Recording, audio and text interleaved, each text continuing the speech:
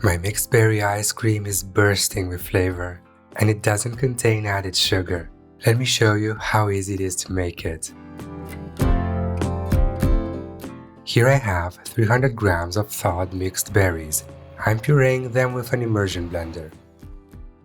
To 100 grams of xylitol, I'm adding 0.5 grams of guar gum. To 400 grams of milk, add 4 egg yolks. Mix very well and then take the pot to the stove. Bring it to 40 degrees Celsius, add the dry ingredients and then heat it to 82 degrees Celsius while whisking constantly. Transfer the cold berry puree to a high pitcher and then pour the hot custard on top. Blend it smooth. And then add 200 grams of very cold whipping cream. Continue blending for a minute or two. Cover the ice cream base with plastic wrap directly on the surface and refrigerate it for 8 hours. Then peel off the plastic and blend the ice cream base again, this time for 2 full minutes.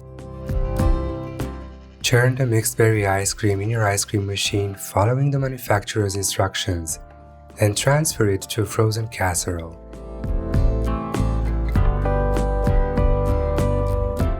The ice cream is too soft to serve right now, so freeze it for 6 hours.